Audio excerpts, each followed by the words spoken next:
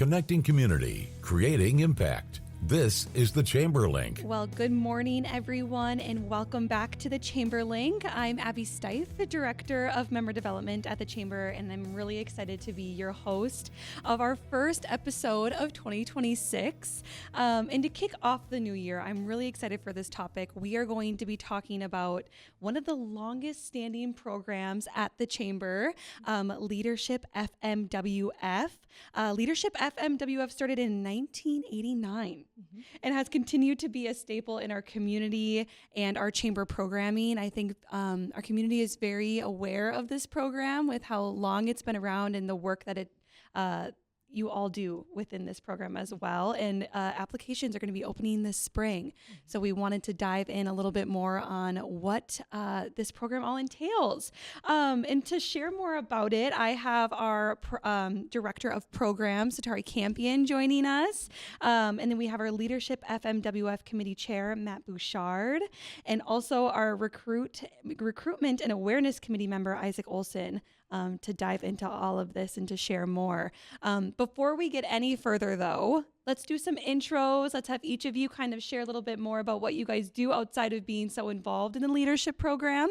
And Matt, I'm gonna toss it over to you to start. Yes, thank you, Abby. As you said, my name is Matt Bouchard. I am the current chair of the program. We're about halfway through the sessions this year through the program. So I work for Bell Bank Wealth Management in downtown Fargo. I've been with Bell for 14 years and wealth management for 11. I'm married to my beautiful wife, Brianne, and I have a 4-year-old Hudson and 2-year-old Addison at home that keep us busy. So chasing them around is what consumes a lot of our time. But with the Chamber program, I was a graduate of 2020. So with the world kind of shifting at that point in time, our program looked a little bit different, but been blessed and grateful to continue to be involved with the program ever since. So looking forward to today's conversation. Happy New Year to everyone. And yeah, we'll kick it back to you, Abby. Yeah. Isaac, how about you go ahead? Happy New Year, everyone. I am Isaac Olson. I am a tank estimator at True North Steel. I work at the corporate office on Main Avenue in Fargo. I'm from Fargo, born and raised on the north side of town. I live in West Fargo now with my wife and our 4 beautiful children, 2 of mine and 2 of hers, and our 2 dogs. So we have a very busy house as well with sports and dance and all sorts of activities. I am a graduate of the 2024 leadership class, and I do have to say that since coming out of leadership, it has pushed me out of my shell and my comfort zone as far as what a leader means to me, and being more willing to put my name in the hat. I have to give a shameless plug that because of leadership, I was encouraged to apply and run for the Fargo Youth Hockey Association Board of Directors, and have been serving as a board member since 2024. Wow. So I think I can truly say without leadership, I don't know if I would have done that, but it gave me the guidance and the encouragement to put my name out there if I want to initiate change and try and make things better, and definitely leave things better than I found it. Wow, that's incredible. That's super awesome. We'll have to dive into that a little bit more a little later on. And Satari, if you just want to let everyone know what you do at the Chamber and leading this awesome program. Yeah. So like Abby said, I'm Satari. I'm the Director of Programs at the Chamber. And primarily I oversee the leadership program with these hooligans over here. We have a good time. But I also oversee some of our other programs, making sure that we are in line with professional development trends across the region, across the nation. And I get to support all of the other departments. So Abby's stuff, workforce, all of the good things. So Yeah. It's a good time, and I really love what we're doing. Yeah, and Satari and I sit next to each other in the Cube area, And we have a good time. Yeah. Let's just kind of start with an overview, Satari, of the program for those that might not be familiar with it. What is Leadership FMWF, and what does the structure kind of look like? Yeah, definitely. Like Abby said, it's been around since 1989, but with things changing, sometimes it drops off, sometimes we get a ton of interest. So the Leadership FMWF program at its core is a professional development, leadership development program. But what sets us apart from other leadership development programs is that we have a really strong tie to the community. So we'll do business tours. We will bring in CEOs, different leaders throughout our community to talk about their leadership journey and that kind of stuff. But essentially, it's a 10-month program. Admitted applicants would be in one session a month for a full day. And so within those, we have broken down by themes, which I'm sure we'll talk about later. And we really just dive in. So we get a little bit of that leadership development on the personal level, but we really also lean into the professional development on the external level.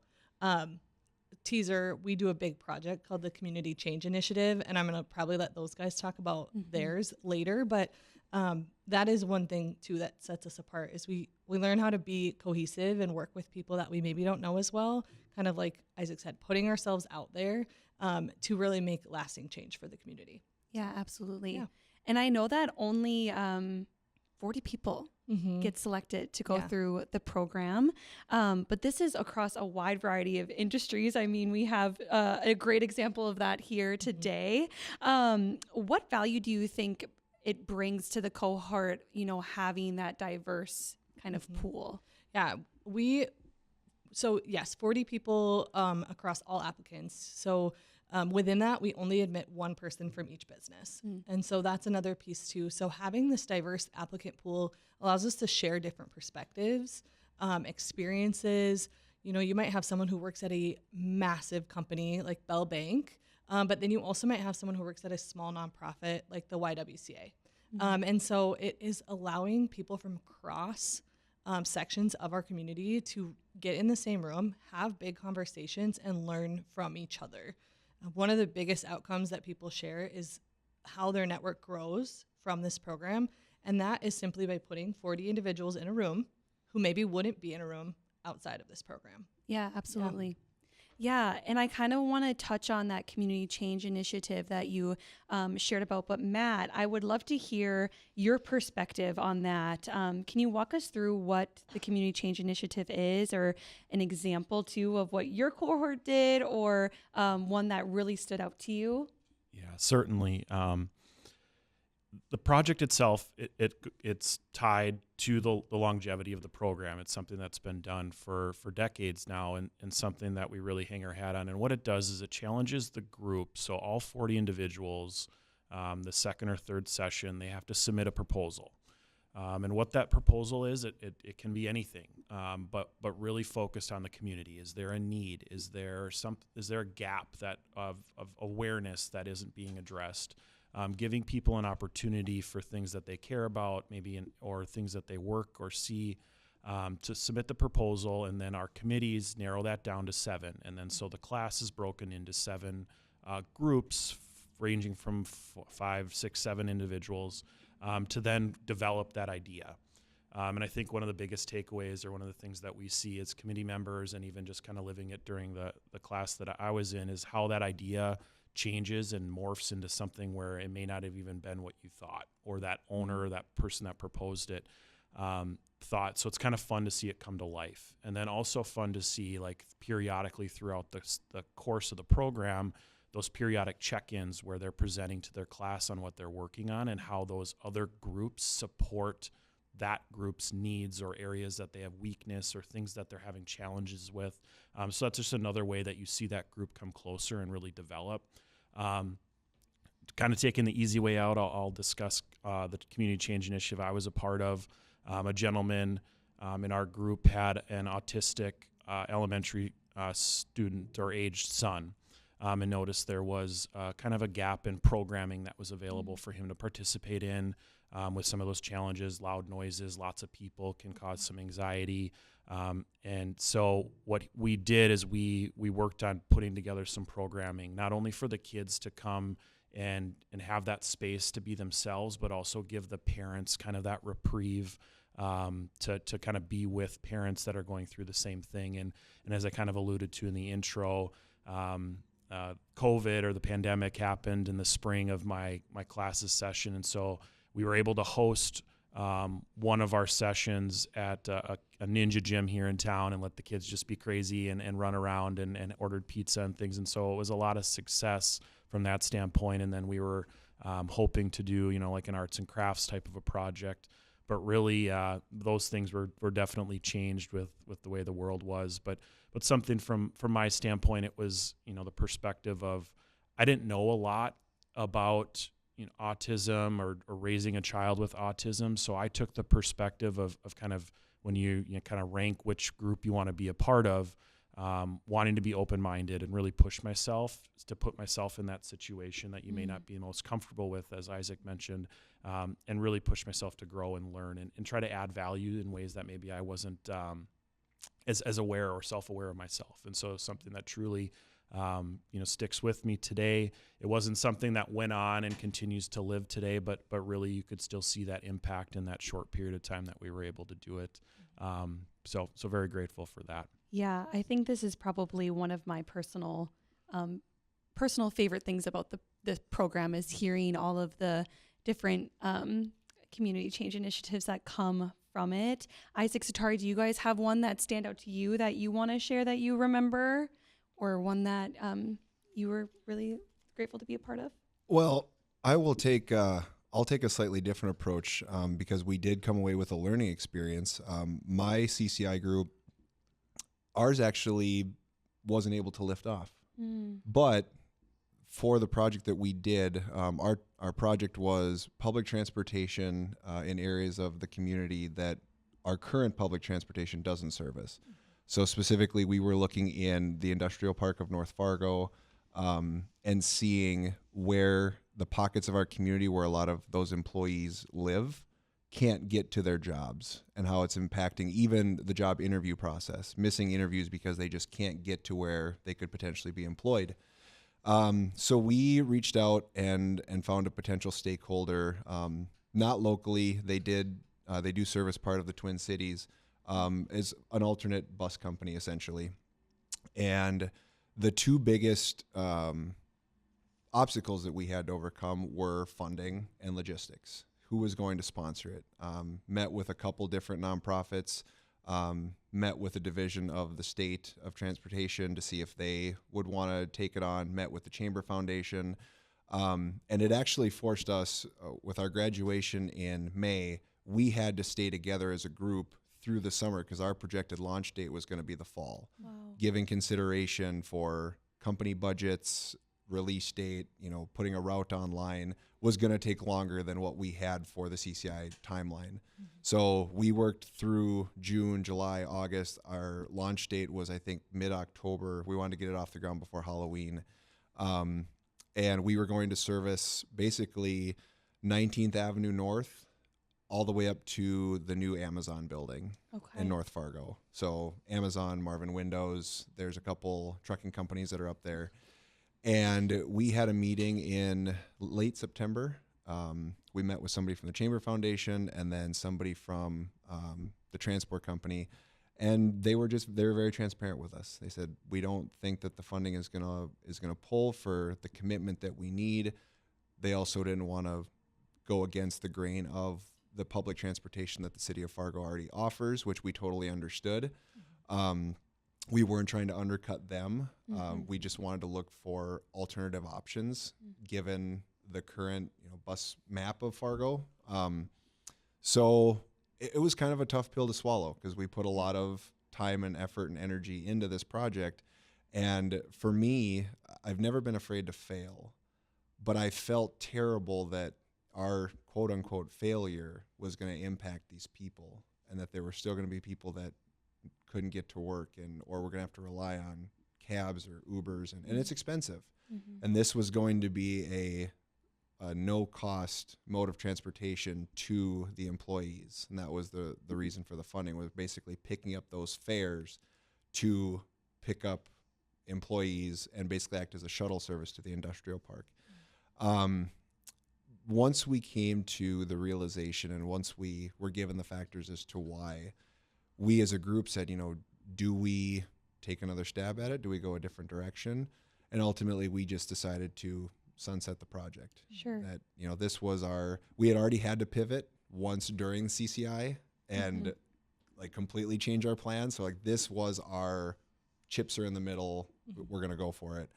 And unfortunately, it didn't work. But one of the things I learned throughout my year at leadership was not all of the stories are success stories and rosy and, have this sweet ending.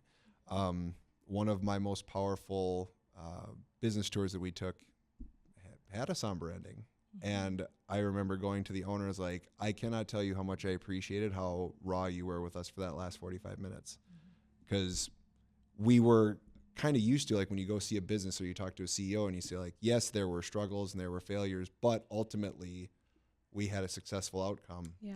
And the reality of, life and work life, it doesn't always shake out that way. So I took a lot away from being a part of a project that I was passionate about, I was very proud of, our group was proud of. And even though it didn't work, we know we made the effort, we made good connections. And if there was ever anybody that wanted to pick that up as a passion project, we've got groundwork for them to basically just pick it up and go. Yeah, that's awesome that you've kind of laid the template. So if it ever does come to fruition, we know where to go. That's and right. You sharing that story, it reminded me of, I don't know if you guys have seen that photo of, like, people think that leadership is so linear or just like upward momentum, but it's actually where all the cursives and swirls and circles are. There's definitely going to be low points of it, but to be able to still see the positive and take that away is super impactful. And I think that's the purpose of this program for sure. Yeah, that's exactly it, Abby. It is not to just set people up for this really pretty, awesome upward climb to perfect success. It's to teach participants, and really not even teach, reinforce participants that, like, life will still happen. But throughout the program, we're doing different workshops to maybe, like, crucial conversations, like having these meetings with different individuals and not always getting the answer we want. And it really does show that we do these 7 projects every cohort, but some work the way we think they're going to work and some don't. And just even like Matt said, they didn't anticipate a pandemic. And so they got to do one of their events and then had to learn, what does life look like? So yeah, absolutely. Kind of one more question just about the structure of the program before we start diving into kind of some of more of your personal journeys as to why you guys wanted to be a part of leadership. I know the Community Change Initiative is just one small portion. Well, it's not small. It's actually very, very large. It's a huge project, but it's just one portion to leadership. We host different sessions throughout the 10 months. And so, Isaac, do you have any favorite other sessions that you guys do, or what can future participants maybe expect when it comes to those monthly sessions? I have to say that 2 of my favorite sessions that we did in 2024 were 2 of probably the more difficult ones. Because I have to admit, when I started and we went to our mixer, I was like, I don't quite know what this program's going to be. It's like, all right, we got a banker, we got an attorney, we got nonprofits. What's this going to look like? But my first session, when we did our poverty simulation with the United Way of Cast Clay, it took about 10 minutes for it to sink in that people live like this in our community. And if you really wanted to maximize the experience, you had to put yourself in their shoes. Like, yes, we were using fake money and we had fake businesses, but the transactions felt very real. I portrayed a kid in my little 4-person family, and I think I went 2 days I didn't get to eat, and we didn't have a car to get to school, so I had to take the bus. And my fake dad, who's great with money, he was basically robbing Peter to pay Paul to get us through. And to be brutally honest, it kind of was a flash of childhood. I have a lower middle class family, and I'm very privileged. I love how I grew up. I wouldn't have changed a thing. But there were times in that simulation where I thought, wow, as an adult now with kids of my own, I could not wrap my head around telling them, or even trying to do it behind the scenes without them knowing, like, hey, I can't go to the grocery store and spend $200 on food for 4 kids. I got $30. How can we make that work? So it was a big gut punch. And I think when the simulation was over, we had this lingering quietness in the room because everybody had kind of soaked it in, because we all came from different backgrounds and it hit everybody differently. That was number one. And number two, State of the Cities through the Chamber was just an eye-opening experience. Being a lifelong resident of Fargo and now living in West Fargo, I thought, Fargo's this cool little bubble, and Mayor Mahoney's at the front of it. But hearing Mayor Dardis and Mayor Olson from Dilworth, different perspectives and how these neighboring communities partner together was super cool. And then we had the opportunity to have a one-on-one with them. So here's your mayors, whatever you got, throw it at them. And I really don't feel like we got any canned responses. They genuinely answered the questions. I was in transition, so I was more focused on Mayor Dardis. Like, yeah, tell me what you got for the city of West Fargo, because I'm going to live there soon. I just thought it was really cool. I had never been to a State of the Cities before. So seeing other chamber members and leadership alumni that I went to high school with, but I had no idea they were alumni of the program. Mm-hmm. So the first time I was like, hey, I didn't know you did this. Like, yeah, I'm from 2021 or 2018. Mm-hmm.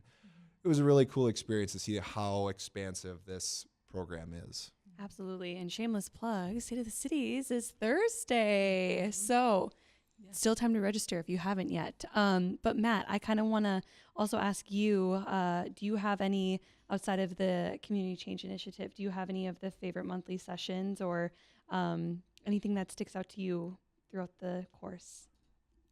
Well, I think being the chair this year and vice chair last year, I have to say all of them. Knowing the work that goes in. Yeah, we told him he had to say that. Our session planning committee works really hard to get the programming put together. And so I think each session is intentionally different. As Satari mentioned, it has different themes every month. We try to get different speakers, different workshops, exposure to different types of businesses. So I think, again, generally speaking, when our participants show up, they have an open mind and they really kind of attack the day, so to speak, where they're there, they're intentional, they work hard. And so it's really hard for me to pinpoint a specific one. I do think the poverty simulation truly does have an impact. It's one of those things where you kind of see that involvement in the class. And then the last one that I'll say is the ropes course. I think the second session where you get people up in trees and swinging and hanging around. You have some that are fearless of heights and some that are fearful, but to see that class grow and develop together where they grow that trust, the bus ride there to the bus ride home and just how everybody's connected is just really fun to see. So yeah, we have to go to a break here shortly, but I want to ask you both, as the chair and now a committee member, when you started leadership, did you guys ever think that you would now be so involved in the programming? You want to go first? Not even close. No. Yeah. No. It was one of those things where when the opportunity presented itself, it was talking to my wife Brianne and saying, this is something I'm passionate about. Our children are young enough. Watch Isaac with 4 older children that are more involved in things in the community. It's like, this is my chance to give back. And so definitely kind of, again, in the spirit of attacking, that was one of the things where I wanted to do is be involved as long as I could. So yeah. I can't believe I forgot the ropes course. That's one day. I think, I can't recall what session, but it was before the new year. I knew that I was in this for the long haul. Every day after session, you're mentally drained. And I remember I would go home, I'd talk to my wife and just download everything. And she was an absolute rock star throughout all of this. And I said, I want to do this after I'm done because it's already impacting. And she said, go for it. So as soon as we graduated, I think it was Satara's like, what do I got to do? Mm-hmm. And she said, here are the committees, fill out your interest form. And I'm like, I'm going to do this until you tell me I can't. I love it. I love it so much. But yeah, we're going to head to a break here really quickly. And then when we come back, we'll hear a little bit more behind your personal journeys and why you guys wanted to be a part of the program. Well, welcome back. I'm so excited to be here today on the Chamber Link, and we're talking about our Leadership FMWF program because applications open up here this spring, April 6th. Yay. So we're gearing up, and we wanted to share a little bit more about what the program is, what it means to the community, and then, of course, what it means to those that are able to go through it as well. And I kind of want to talk about your guys' personal journeys and why you took the leap to be a part of the program. And so, Matt, I'm going to start with you. If you can think back to what maybe first motivated you to apply for the program, what was that? What was kind of your why behind it? It's a pretty common theme, I think, now being on the other side of it and interviewing applicants. But I think it was, just trying to find ways to get involved, meet new people, develop my leadership skills. We're really at the crux of it. I think when it came to applying, a former manager of mine was a big advocate, and then working at Bell, being a big supporter of the chamber. There's a number of peers and colleagues of mine that have gone through the program, so kind of bouncing the idea off of them and getting kind of the go ahead from the organization and the support from the company to apply and then get accepted. So really just trying to develop myself, find ways to be involved in the community, knowing we kind of got through that point where with working at Bell, I was going to put my roots down here. And so just trying to make my impact. So. Yeah. What about you, Isaac? Mine, if I think back to late teen years and through college and being from here and having roots here and knowing that this is where I was going to spend my life, a big thing for me was similar to Matt was now that I'm at that age where I've been in this community, I've seen how it's changed, I want to help change it. I didn't really know how to or what that was going to look like. So when I had gotten an automated email from the chamber and I saw this link for leadership pop up, I was like, hadn't heard of it.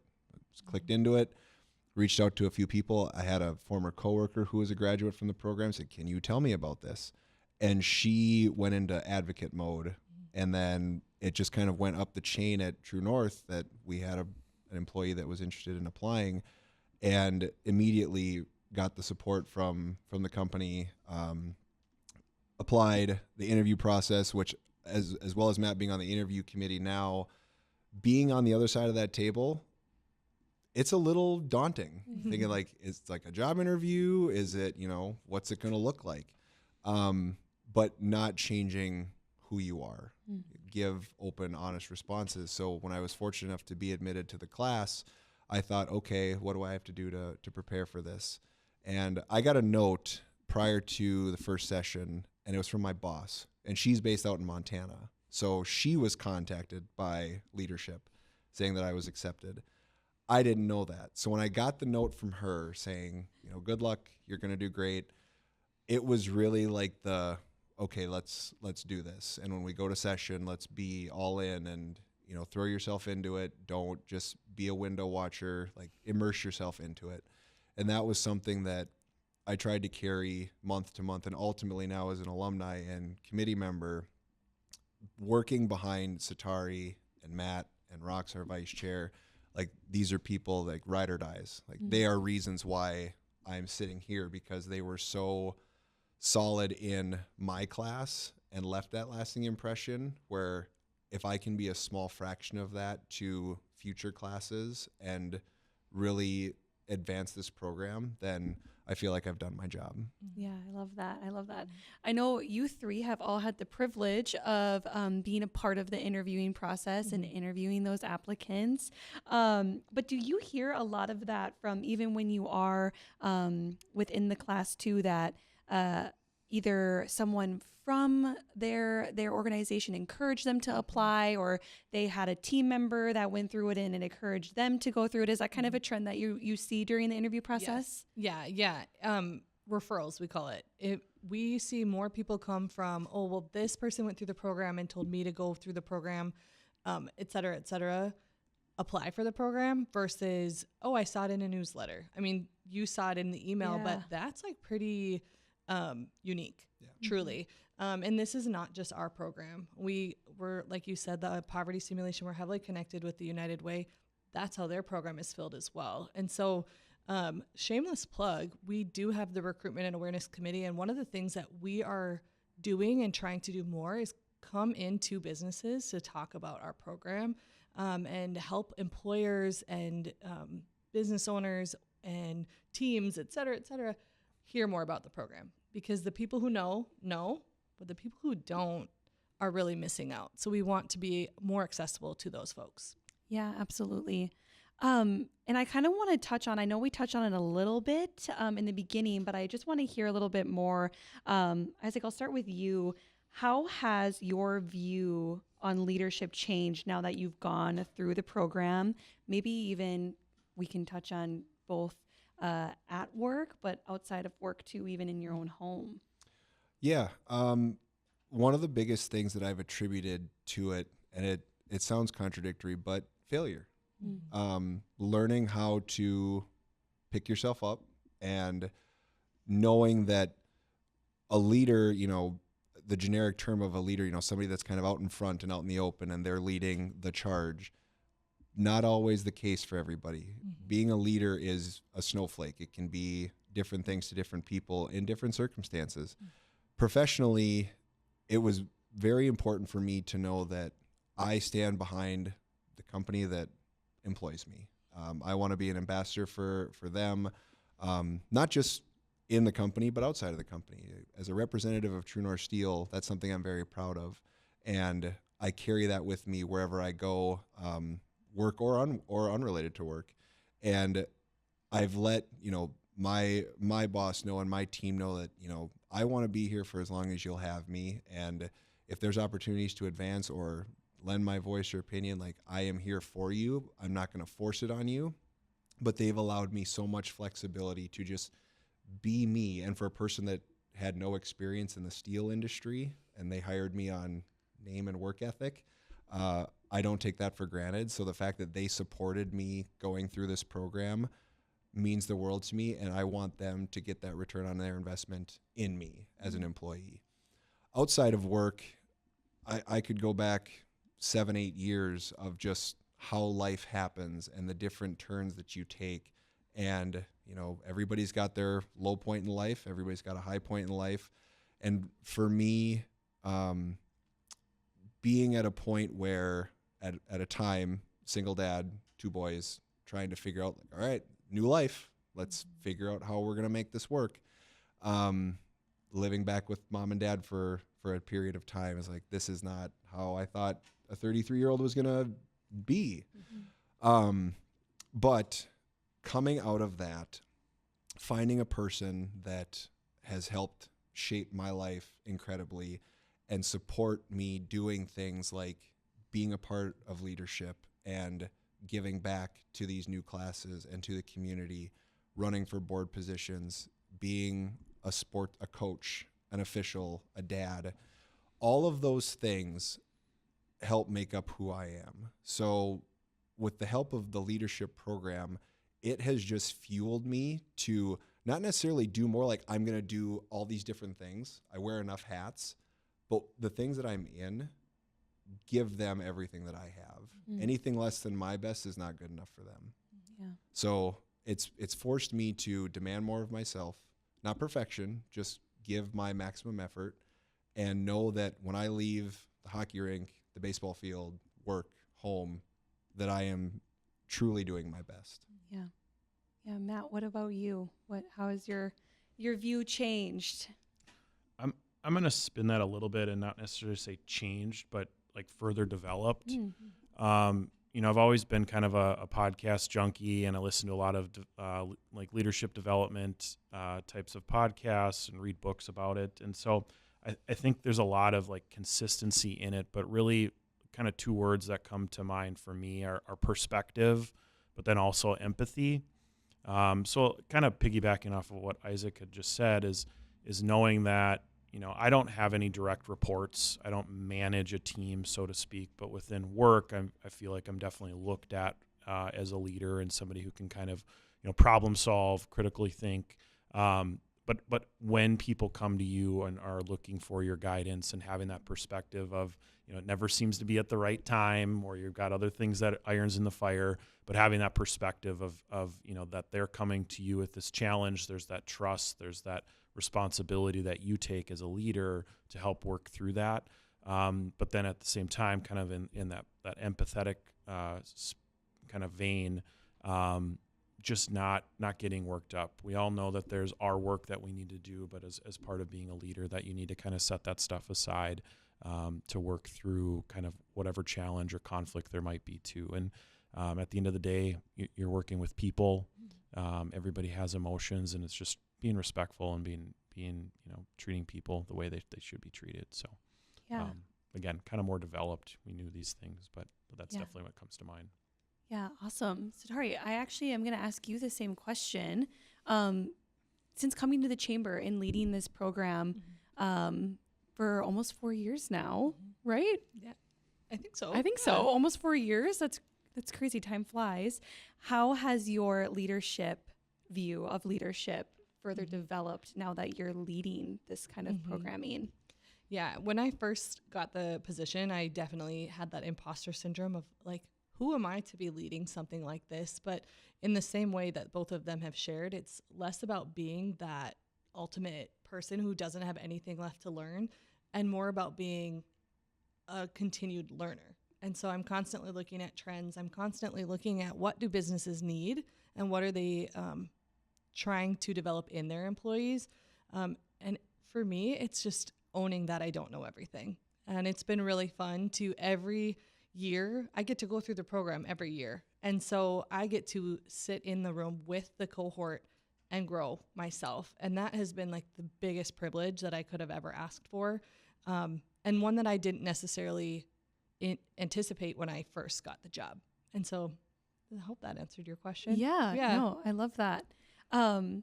The program says that everyone has the opportunity to lead no matter where they sit. Starry, I'll start with you. What do you think that means to you, and why do we, put that on a lot of what this program means? Yeah, we have kind of coined that in the last couple of years is like a leader can lead from any seat. And so this program really does offer something for everyone, whether you're new in your profession and you're starting in your career and your boss taps you and said, I see potential in you, or you're a CEO and you've been leading your business for decades. We offer something that anybody can hear and grow and learn from. And so if I was not in my job and I saw that, what I would want someone to see is this program is for you. Nobody should be counting themselves out. This program is for the single dad. This program is for the person who's been running their business for 18 years, or this person is for the graduate from last year who is on fire and they're ready to keep going. This program is for you. I love that. Yeah, and I kind of want to get your guys' perspectives of that too, just now being alumni. I'm sure that there are other team members or other people in the community that may have come to you and asked you, am I qualified to be a part of this program? Can I really apply for this? What are your responses? What do you think that quote means to you? Isaac, I can start with you. Well, I think off the bat, just don't be afraid to throw your name out there. What's the worst that can happen? If you don't get in the class, that doesn't mean you can't apply next year. I think that's the very first thing. Once the cohort is determined, those people that may have just missed the cut or didn't get in, it's like, hey, put your name in the hat again next year. Or if they want to know, what can I work on for next year, we'll tell them. I love what Satari said about a leader can lead from any seat. When you put 40 people in a room together from all different backgrounds and all different industries, there's going to be something that a person knows that you may have never heard of before. And it's, something that I may not have sought you out in public or been able to have a conversation with you. But once you go through the sessions in the class and you're alumni and you see somebody out at the grocery store, at the gym, you talk to them. And I don't care if you're an entry level, if you just changed career, or if you're that CEO, we're equals. And that is something that I think I would encourage anybody that's listening or that's kind of on the fence about it, is that you will meet somebody that you never thought you would meet before, and that you will get to share an experience that is truly unlike anything you'll you'll experience. Yeah. And really just to reemphasize, it's not title. It's not, what your business card says or your email signature says, because you truly, we a lot of us identify ourselves by the places we work, but really the people we are outside of work is also where we take up leadership roles. So, as Isaac mentioned, being the single dad and being, the person that has the 2 boys to look out for, or, whether it's volunteering with other organizations, or, I'm even just pick on, our 4-year-old at daycare, being a good leader as far as, following the rules and picking up after yourselves. And there may be a little bit of incentive there, but at the same time, it isn't, it doesn't discriminate against age or titles or anything. It really is, where you find that opportunity to step up, make a difference, and help people around you. Yeah, absolutely. Can I add one more thing too? Yeah. And absolutely. I really, I want to emphasize too, for anyone who's thinking about applying and who gets through to that interview, we're looking for people who want to grow, right? Because you might have that title of CEO and you maybe could share a lot of your leadership experience. But what we're looking to hear is, I also want to learn this. I can share this, but I'm going to learn this. And so there's my pro tip for anyone who's going to apply. I love that. Real quickly, I know we're coming to the end of the show already. Seriously, time flies. The alumni programming that we have is so incredible. It's not just your 10 months and then you're done forever. We even have Isaac sporting his pin. Matt will just look the other way for that one. Sorry, Alex. Satari, can you touch on the programming that we have for our alumni with this group? I'd love to. Yeah, we do little bit more than quarterly, but we have offerings of socials. We do professional development lunches. We have different networking opportunities. And so for anyone who's listening, who's maybe an alumni of the program, and you're like, I didn't know any of this was happening, I'd encourage you to reach out and I can get you on our newsletter list. That's the best way to first get plugged in. But our network is huge. Isaac has said it, I think 3 or 4 times in this conversation. Oh, I went to this event and I met an alumni who I didn't know was in the program. And so if you loved your experience and you want to wear that loud and proud, please reach out, because we have opportunities for you to get involved. And that's not just committee work. If you don't have time for a committee, that's okay. But if you're wanting to come to a once a month or once every 4 months opportunity, we want to get you involved. Yeah, absolutely. And alumni, or you guys are alumnus of the program, it means a lot. I see everyone at the events wearing their pins, and it's really fun to see. And so if you have been a part of the program and you don't have your pin, let us know too. Yeah, I'll get you a pin. Get you pinned. Get your pin. Well, awesome. Well, we are coming to the end of the show here. Really quickly, one last mention. Applications open on April 6th. So make sure you sign up.